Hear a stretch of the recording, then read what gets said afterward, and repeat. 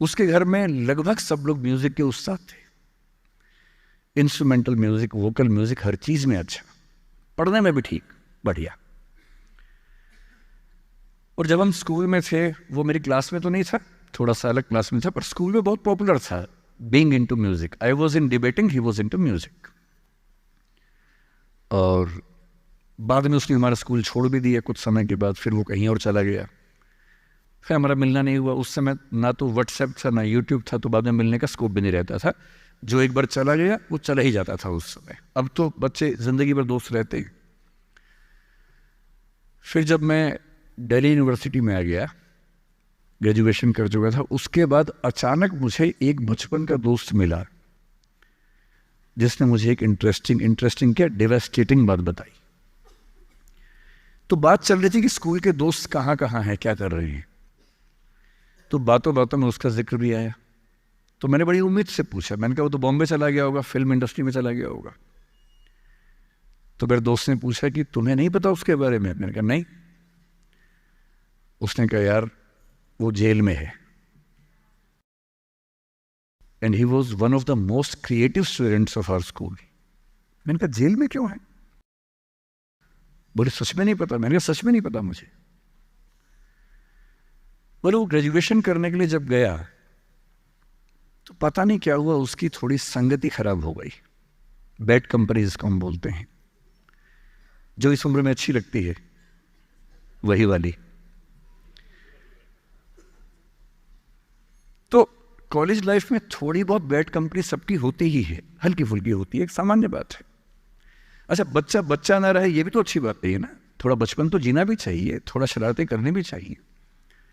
पर किसी किसी का दुर्भाग्य होता है कि ज्यादा हो जाता है, उसके साथ ऐसा हुआ। उस सब प्रोसेस में उसको ड्रग्स की आदत लग गई।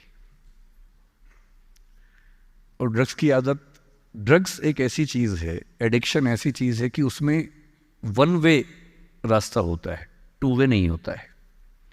आप जा सकते हैं, वापस नहीं आ सकते। मतलब 1000 लोग जाएंगे तो उनमें से एक आध वापस आएगा, वो भी इतने मुश्किलों से जो ऑलमोस्ट इम्पॉसिबल है। I have seen many such cases. Social welfare department से मेरे कई दोस्त ऑफिसर से, तो मैं उनसे जब पूछता हूँ बताते हैं, मैंने ऐसे लोगों को देखा है 10-10 साल से स्ट्रगल कर रहे हैं एडिक्शन से बाहर आने के, नहीं आ पा रहे, खत्म हो गए हैं। उस बच्चे को ड्रग्स की आदत पड़ गई कॉलेज में जाके, पेरेंट्स को पता ही नहीं था। तो जब पेरेंट्स को भनक लगी तो उसको दबाव बनाया कि तुम घर आ जाओ।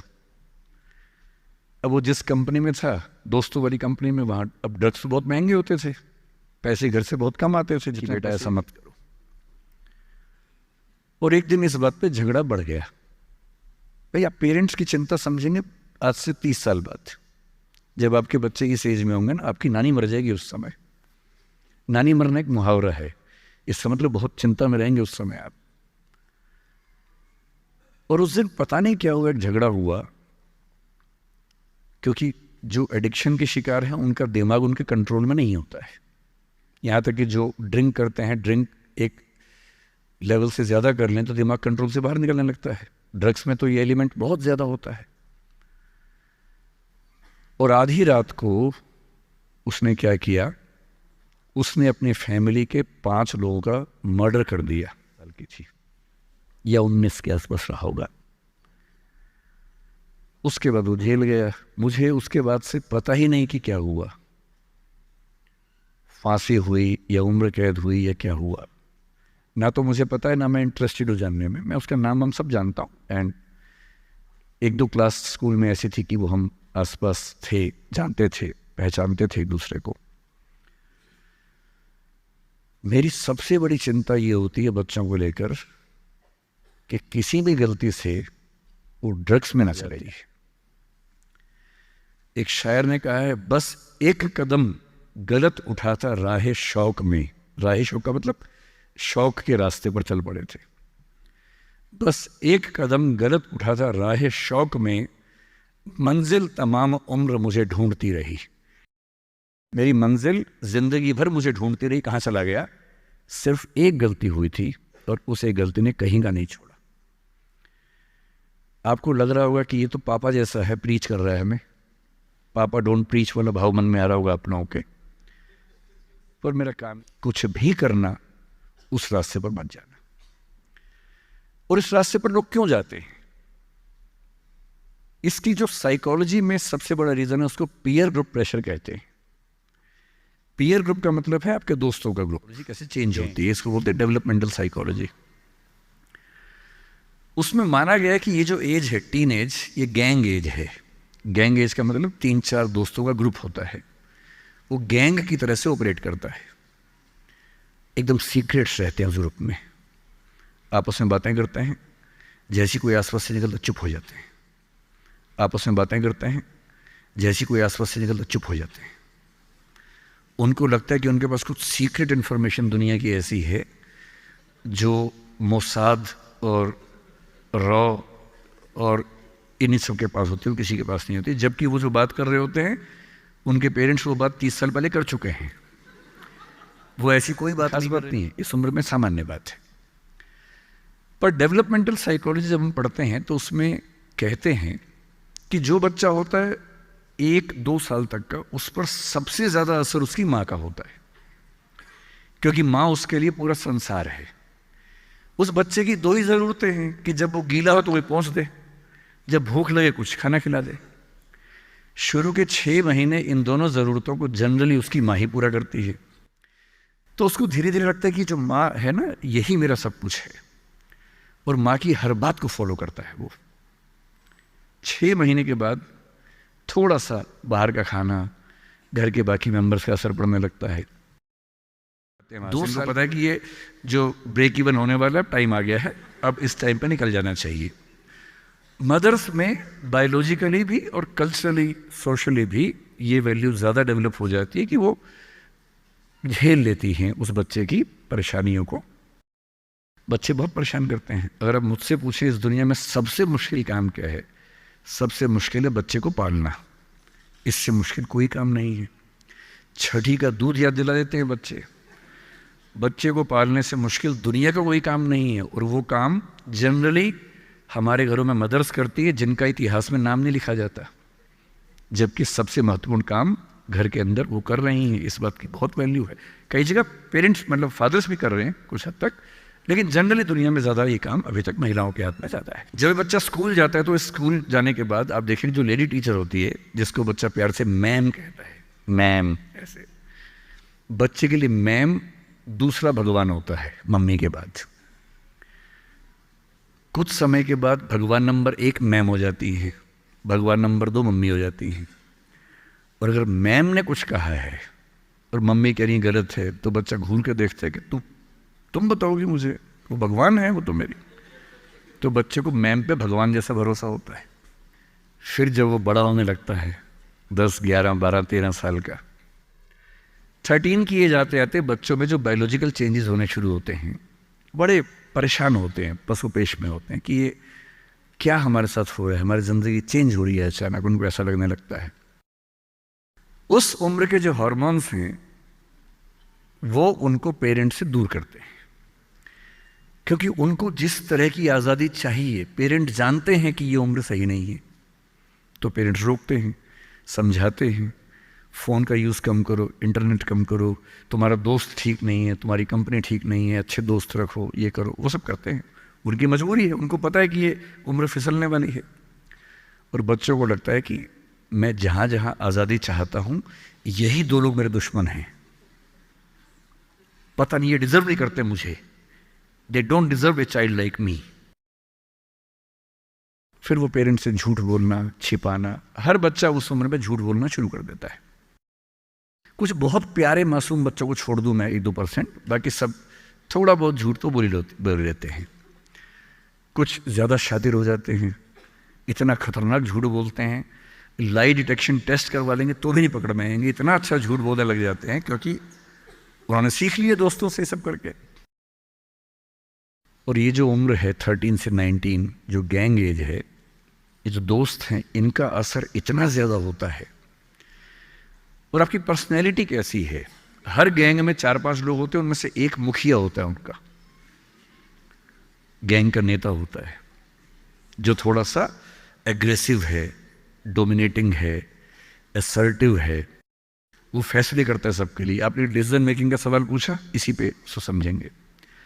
उसने कहा कि चलो सब फिल्म देख के आएंगे, तो बाकी 4 फॉलोवर्स होते हैं, वो चलते हैं, जी जी चलो चलो चलो चलो चलो।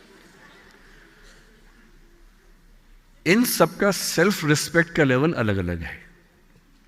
जो नेता है उसमें सेल्फ रिस्पेक्ट बहुत ज्यादा है, इतनी ज्यादा है कि वो दूसरों की सेल्फ रिस्पेक्ट की धज्जियां उड़ा देता है।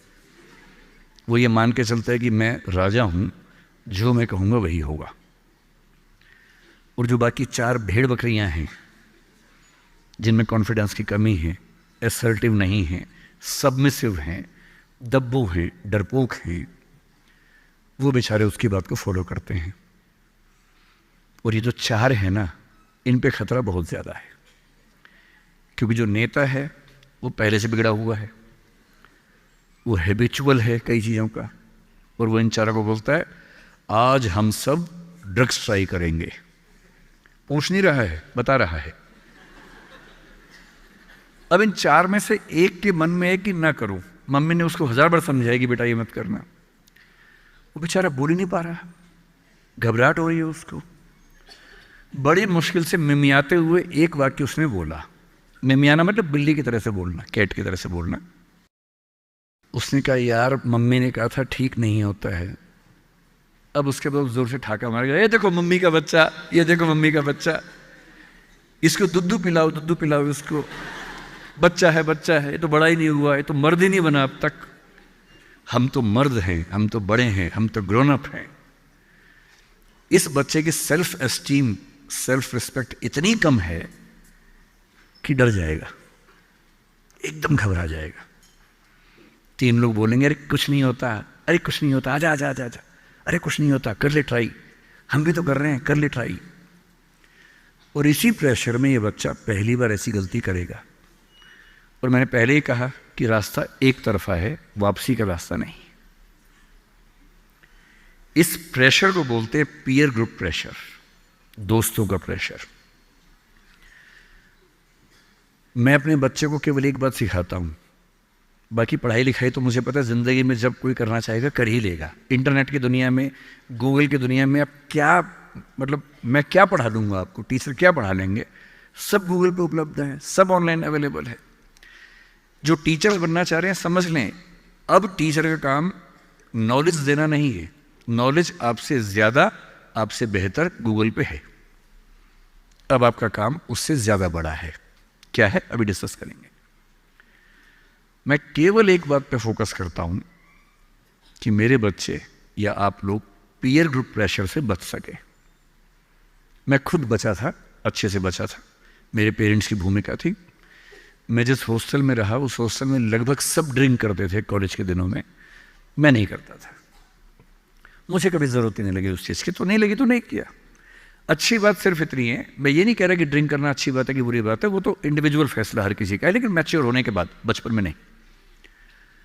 मैं सिर्फ ये कहना चाह रहा हूँ कि अगर 4 लोग मुझ पर दबाव डालें और मैं उनके दबाव में आ जाऊँ, ये ठीक नहीं। मुझे ध्यान है कि हमारे हॉस्टल की नाइट चलती थी, फ्राइडे की रात है, वार्डन साहब छुट्टी पे हैं, 10-12 लोग एक कमरे में बैठे हैं, शराब की बोतल खोल ली है या बियर जो भी है, सबका मन है पीने का। वो मतलब एडल्ट्स हैं, 18+ के थे, वो शायद लीगली अलाउड होगा उनके लिए, मुझे नहीं पता। और जो लोग नहीं पीना चाहते उनको दबाव बना रहे हैं कि आ पी के दिखा, तू मर्द है तो पी के दिखा, बड़ा हो गया तो पी के दिखा। जब भी कोई ऐसा दबाव बनाए ना, इतना भी दबाव में नहीं आना है। जैसे कोई बोले बड़ा है तो पी के दिखा, आपको बोलना है मैं इसको पिए बिना ही बड़ा हूं। मर्द है तो पी के दिखा, मैं इसको पिए बिना ही मर्द रहता हूं। तुम इसको पी के मर्द बनते हो, हम ऐसे ही मर्द हैं भाई।